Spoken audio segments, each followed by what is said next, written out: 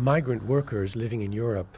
Last year, they sent home more than 109 billion US dollars in remittances. According to the report, Sending Money Home, European Flows and Markets, released by the International Fund for Agricultural Development, or IFAD. Western Europe and Russia account today for 1/5 of the global flows to developing countries.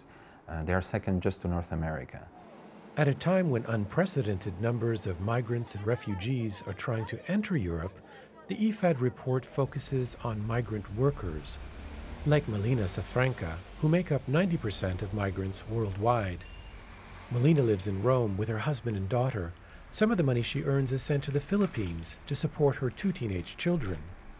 I come to Italy because my children wants to go in high university and to become a doctor. Although the reasons may vary, when added together, the small sums that millions of migrant workers in Europe sent home last year tell a much bigger story about survival and opportunity.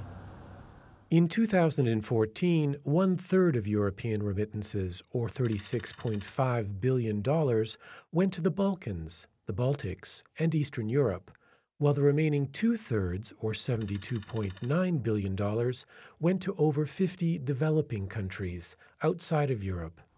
Despite these numbers, the report says remittances from Europe did not represent a significant outflow of wealth, amounting to less than 0.7% of individual country GDP. The money that Melina sends home to her children is earned cleaning houses and babysitting in Rome.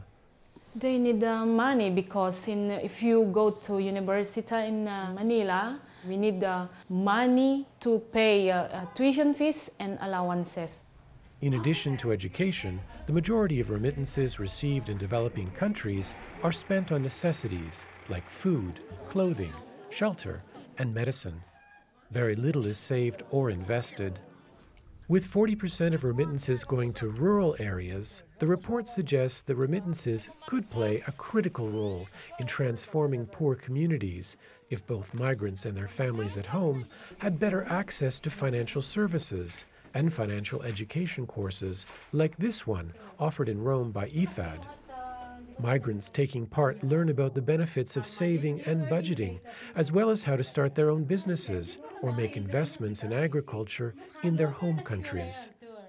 Globally, IFAD estimates that $80 billion could be available for investment if migrant workers and receiving families were given more options like this.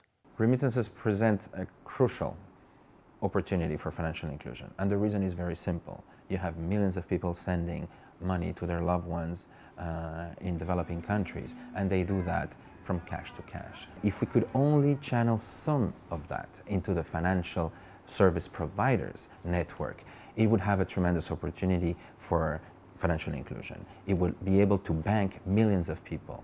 Another opportunity to increase the impact of remittances is to lower the cost to send them. While progress has been made over the last few years to lower transfer costs, the IFAD report says that more could be done through increased competition. In the case of Europe, for instance, if you could reduce by only 1% the cost of sending remittances, this would be equivalent of $1 billion in savings.